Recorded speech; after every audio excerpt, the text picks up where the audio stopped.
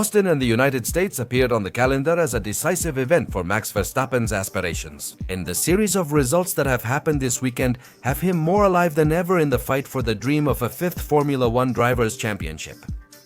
So at this point, the fight for the title is a battle, which the people at McLaren have allowed and haven't known how to stop for a few races now. The World Championship is heating up, the conclusion isn't far off, but to get there, ladies and gentlemen, let's first go through the summary of round 19 of the Formula One World Championship. Before we discuss the race, remember, this weekend featured a sprint format. So here's a quick summary of Saturday's events. Verstappen took the mini pole at the start. He fully blocked Norris's attempts.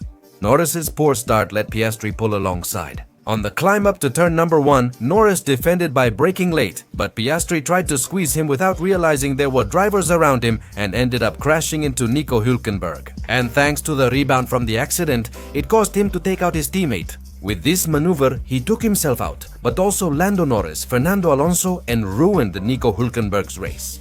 Although opinions are a bit divided as to who is to blame. Some blame Hülkenberg, others point to Piastri, and some even blame Fernando Alonso. After a few laps behind the safety car, the race resumed with Verstappen in first and Russell in second. But in a nothing to lose, everything to gain attempt, the Briton goes for it from his home track to try the overtake. At the braking zone of turn 12, but from that distance, there was no way he was going to complete the move. Both end up going off the track, and fortunately there are no consequences, with any action involving a battle for the lead ending at this very moment. The sprint ended with Stroll saying, "If Russell can do it, so can I." But he forgot he's not Russell. He took out Ocon at turn 1 braking, leaving both drivers out and causing the sprint to finish under the safety car. This resulted in Verstappen winning this Grand Prix, finishing second, and Sainz finishing third. Sunday's race now had to surpass the chaotic sprint, but a surprise awaited before the Grand Prix began. Due to Stroll's reckless move, he received a 5-place grid penalty and started 19th. Verstappen, relentless all weekend, again claimed pole with a dominant qualifying lap. Once again, he was joined by Lando Norris, with Charles Leclerc surprisingly in third. So for Sunday, the only question left was whether Max would be able to keep closing the points gap. Could the McLarens finally stop Max Verstappen's charge, or will the race be as chaotic as the sprint? We would have all those answers at the end of the 55 laps remaining in this Grand Prix. Once the cars lined up on the starting grid, the lights on the traffic signal would go out, and with that, the United States Grand Prix would begin. Verstappen, as usual, made an explosive but very smart start because by completely controlling the run, he managed to box in Lando Norris throughout the entire first corner section. So Leclerc, the only one starting on soft tires, could overtake him and drop him to third place. Verstappen easily took the lead. Leclerc's Ferrari was in the middle, Norris was third, and Piastri moved up to fifth at the race start.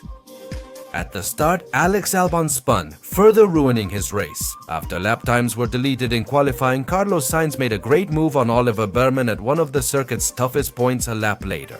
But later on, he tried the same move at the same spot against Andre Kimi Antonelli without having even half of the car alongside. He took him out, causing the Italian to fall to the back and Carlos Sainz to retire due to the damage.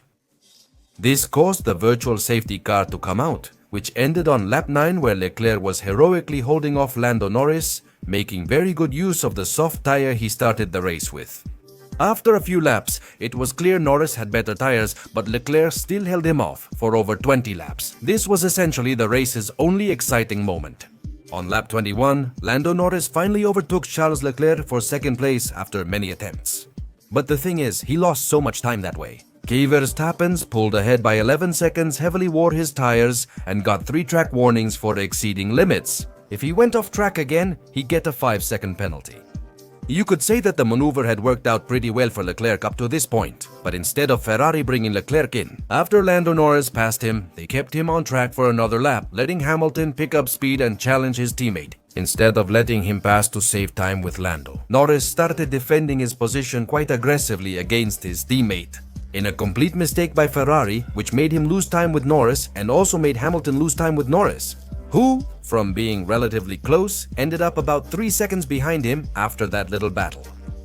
He didn't pit to change from soft to medium tires until the end of lap 23. The other drivers stayed on track to avoid the hard tire, which performed poorly as the scaled tire in this competition. Some drivers from the midfield group started making their pit stops, where Piastri at a certain point decided to pit before Russell to avoid any undercut attempt. Since overtaking him on track seemed tough given his poor pace at this stage of the race, the Australian pitted on lap 33, Hamilton on lap 32 to prevent an undercut by Piastri, and Norris also stopped on lap 33, after having suffered a small lockup at turn 12, but again he had a slow stop of almost 4 seconds. Thanks to Leclerc's pace and minimal delays from back markers, he emerged behind the Monegasque driver and had to attack again. But now he would have soft tires and the disadvantage of having to deal with dirty air. This was essentially the only relevant action from this Grand Prix, as the rest of the grid was very spread out.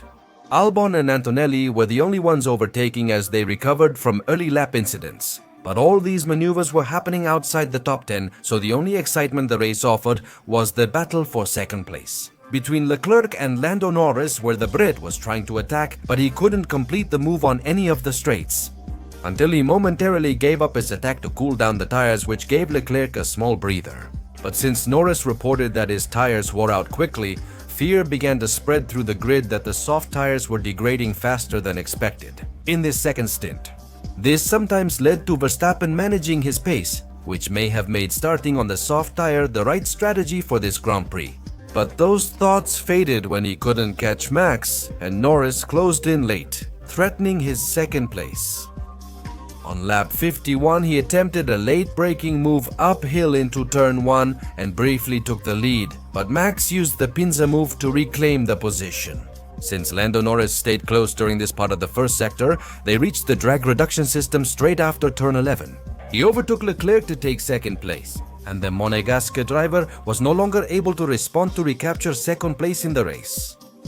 Besides that, there wasn't much to discuss about the race, aside from a few battles outside the top 10. And the excitement, as I told you this Grand Prix was giving, was to see if any of the drivers outside the points could manage to sneak back in with a different strategy.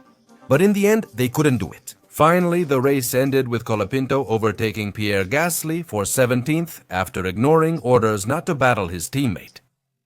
Other than that, this was all the United States Grand Prix had to offer. Because by lap 55, Verstappen achieved another victory this season and keeps getting bigger in the mirrors of the Orange team.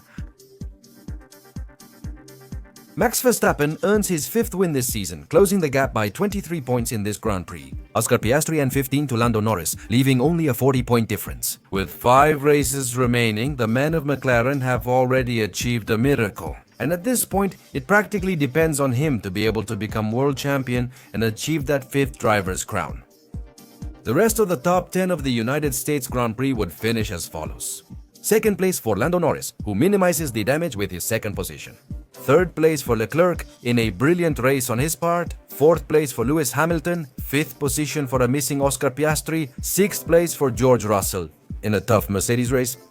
Yuki Tsunoda finished 7th. Nico Hülkenberg earned 8th and valuable points, and Oliver Burman took 9th. And closing the top 10, Fernando Alonso, taking the last point, the point of this United States Grand Prix. Another flat race again. This time, I'm not sure if Pirelli or the sprint was to blame, but there were few overtakes overall. No variety or strategy, and only the lower table battles were interesting, but those barely mattered for points. If not for the duel between Leclerc and Lando Norris, this race would have been completely boring. I'll rate it a 6 a flat race. I look forward to the 202.6 regulations more each day. But, that being said, the result has made the fight for the Drivers' Championship extremely exciting. My drivers of the day are Max Verstappen for his unmatched speed and Nico Hülkenberg for scoring points for Sauber, especially Charles Leclerc, who, though unable to keep second place, had an outstanding race in a weekend with low expectations for Ferrari. Even so, given the Italian team's current form, his third place truly feels like glory. And my disappointment of the day is Oscar Piastri, and probably of the whole weekend. Not only has his pace been disastrous compared to his teammate, but also his move in the sprint, which ended with his retirement, and his teammates has allowed Verstappen to cut 23 points in a single weekend, practically as if he did not finish in a normal race. A comfortable 63-point lead is now down to 40, with Piastri, who has been falling apart since the Azerbaijan Grand Prix and hasn't stopped losing points to the Australian. It's very worrying, and I hope he gets back to the form we saw from him before all of this happened.